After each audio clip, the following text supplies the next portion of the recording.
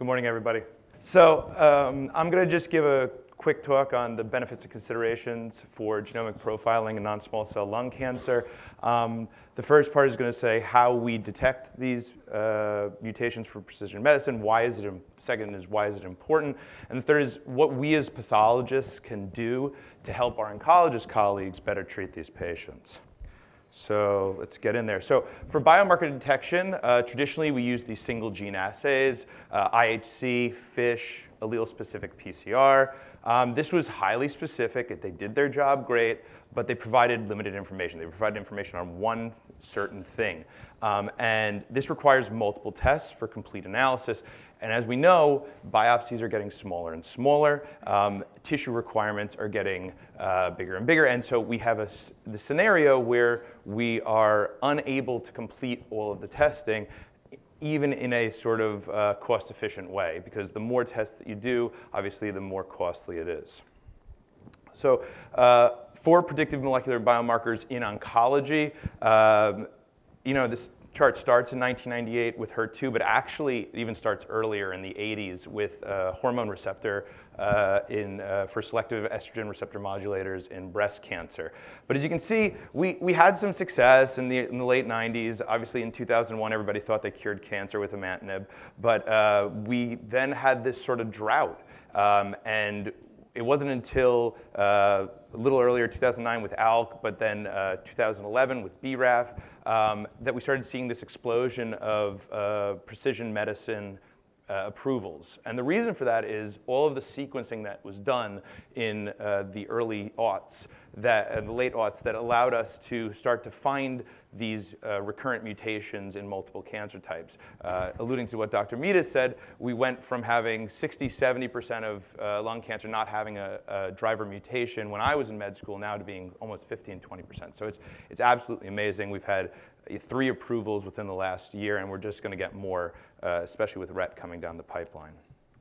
So this is a perfect scenario for next-generation sequencing. What is it? Well, it's really massively parallel sequencing. It allows for a large amount of sequencing relatively cheaply and quickly. Every time you add another thing to the panel, it doesn't actually increase cost or turnaround time or the amount of input material that you're adding in.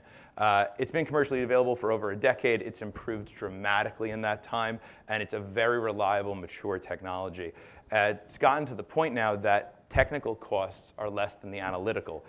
Depending on the panel size you have a huge amount of large variants to report, an enormous amount of analysis, and I don't have to speak to anybody in this room knowing that it can be quite difficult to report on things that are extremely rare and don't have a lot of founding in the literature. So this is the panel that we run. It's 161 genes, and it detects numerous different types of variant classes. So this is why this is important. For non-small cell lung cancer, there are 7 genes and MSI as a pan-tumor marker that are FDA approved for drug therapies in non-small cell lung cancer. You have ALK, BRAF, EGFR, NTRK123, ROS1, NTRK again, NTRK and MSI are both pan-tumor. And it's important because if you look at this paper from 2012, it was studied in 2012, published in 2014 from JAMA, you can see that patients that have a driver that have a targeted therapy do better than patients that don't have a driver and don't receive a targeted therapy. It seems common sense, but this is the study that proved that. Additionally, multiple other biomarkers have this sort of NCCN emerging therapy designation or a high level of clinical evidence. So MET, exon 14 skipping or high amplification in crizotinib, RET with cabozanib or these sort of dirty inhibitors. Hopefully now we'll have more specific ones in the pipeline. HER2, and then TMB is obviously a hotly discussed topic, and with the recent findings from ESMO, it doesn't look like it's ready for prime time anytime soon. So what are some of the additional utilities? Listen, we usually don't find a drug for a cancer patient when we sequence them.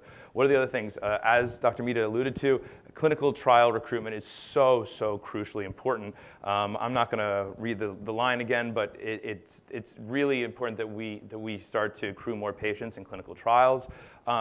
Germline variant detection, you go like, well, non-small cell lung cancer doesn't really have any heritable conditions. Well, it does. We just had a family that had a weak P53 variant that every single patient in the family had an EGFR mutated lung cancer all around the age of 40 to 45. So this is something that is absolutely critical.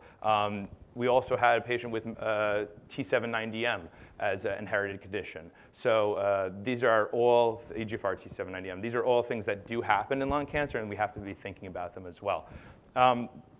Diagnostic precision. Heme and neuro have really led this field with subclassifying their tumors by molecular events, but eventually we're going to be moving towards all solid tumors being subclassified, and this is something that will help to increase diagnostic precision. And then lastly, tissue of origin. For pathologists, when you have a tumor of unknown origin, it can be extremely difficult to figure out what it is, especially if it's not expressing the normal markers for its lineage by IHC.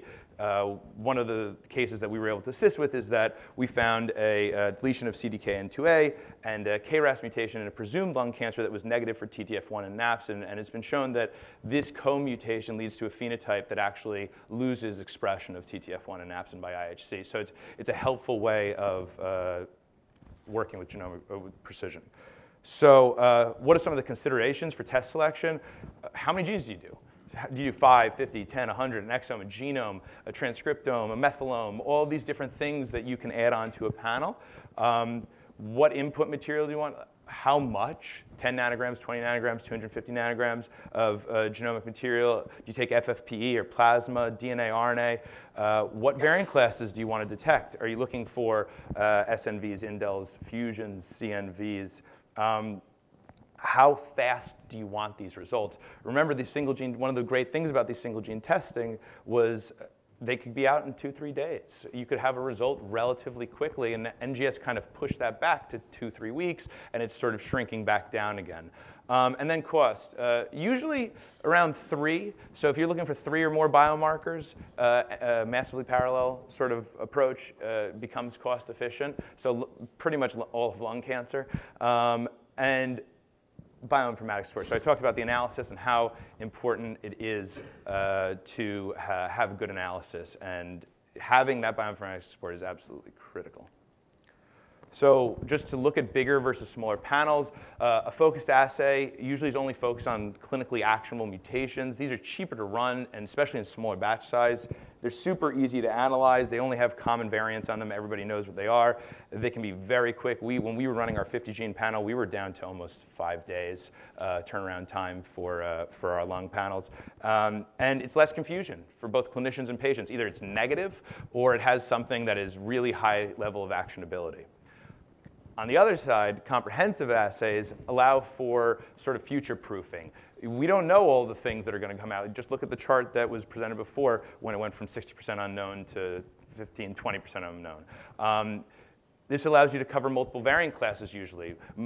It was, up until recently, most small panels only really covered SNVs and indels, but now a lot of these focused panels also have an RNA component as well, which they can use to detect fusions. This is one of those things where RNA is actually considerably more specific and sensitive for detecting fusions, but you have to worry about specimen processing beforehand a lot more. It's more expensive to do a comprehensive assay, both for validation, running the test, and technical expertise. But as you get sort of these economies of scale, you can run these tests for incredibly cheaply. It requires a lot of local expertise. But it really can also enhance your research opportunities because you're detecting things that are new. You're detecting things that a lot of other people haven't seen before. So you say, well, maybe I don't need 150 genes, maybe I need 40 genes, maybe I need 300 genes. What's the optimal size for a panel? We actually looked at this and we compared a reference panel, 300 and something genes, to our panel, which was 160 genes. And really the takeaway from this slide is that every single patient that was eligible for an FDA-approved therapy was found on the smaller panel. Every patient that was available for an off-label therapy was found on the panel. At a certain point, you get this law of diminishing returns for what you're going to find in these panels. And ask me, well, what about liquid biopsies? Where are we right now with that? Obviously, there's a huge amount of possible benefits from this. You don't need to sample the tissue. All you have to do is take blood, and it's the easiest thing in the world. You can use it possibly for screening. You could use it for diagnosis. You could use it for prognosis, drug selection and monitoring. It has all the possible upsides of sequencing with removing the huge risk of taking a biopsy on a very sick patient. That being said, it's still maturing. Tissue continues to be the gold standard. However, there was a recent public announcement out of the groups working on methylation on ctDNA, and it shows that there's a huge possibility there to find success in screening in patients that are otherwise asymptomatic for cancer.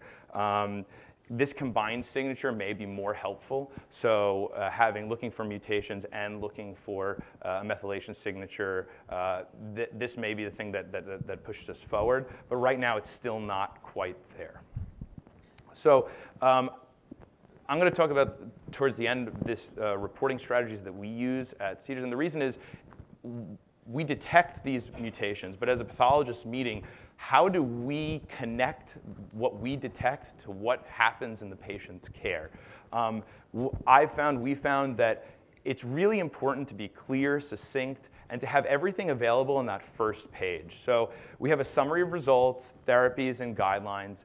And then we provide a narrative molecular pathology interpretation. And this provides this personalized sort of in-depth analysis that includes a chart review to be able to synthesize all this data into something that's easily digestible for the clinicians. Obviously, it's still 3 or 4 pages long because you have to have sort of the variant details, the VUSs, all these regulatory requirements that are required by CAP. But the first page should always have something that is eminently readable for the clinicians and digestible. Why is it important that we make sure that our information is presented to the clinicians in a way that's easily to be seen?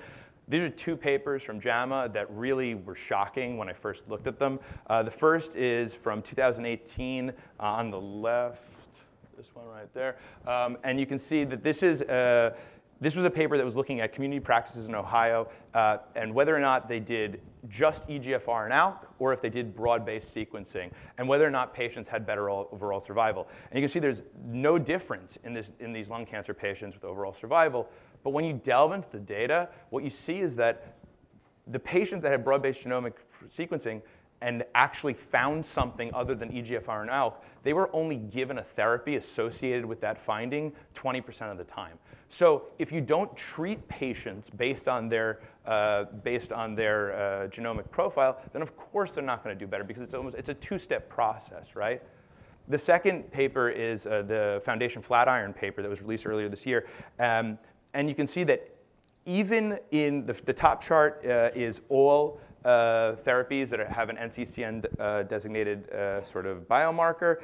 And you can say if patients received therapy, they did better than patients that did not receive therapy. The second one, and EGFR was even more pronounced. But I think what's really crazy about this is that you see that these all were patients that had a biomarker that had an NCCN recommendation. Only half of them received the therapy. And the second one, EGFR, which is by far the most solid biomarker in lung cancer. This is something that's been around forever. It's incredibly well studied, well known. Only like 70% of patients received an EGFR inhibitor when they had an EGFR, a mutation that was sensitive to EGFR therapy. We're doing something wrong if these results are not getting out to the clinicians. So I think that some of the things that we can do is help to better explain things like rare variants. We had this patient with metastatic non-small cell lung cancer outside hospital. He had EGFR, BRAF, and PD-L1 done. They were all negative. EGFR was done by Sanger. And we were unable to get ALK and ROS because of lack of tissues. So he came to us for treatment. We repeated the biopsy, really only to get ALK and ROS, but the clinician was like, let's order the NGS as well. So what we found was this EGFR kinase domain duplication. So it's exons 18 to 25 that are then duplicated. It's a rare EGFR variant, about 1% of EGFR mutants. I think that number is going to actually go up just because we haven't been testing for it. But there's really sparse clinical evidence about its sensitivity to TKI therapy, really only a little bit with afatinib. We discussed these findings with the clinician prior to and during tumor board. And one of the big things was, oh, it was EGFR negative. How can it be EGFR positive? And so really explaining the differences in testing methodology, how this was detected. The Sanger would never detect this finding was super important to kind of convince them that this was a real mutation. And we started them on osimertinib. And basically, the tumor melted. It just completely disappeared, except for 2 liver metastases. And that case is going to be presented a little bit more by our fellow tomorrow. So it's 7:15. If you want to learn more about this case, you can come to that.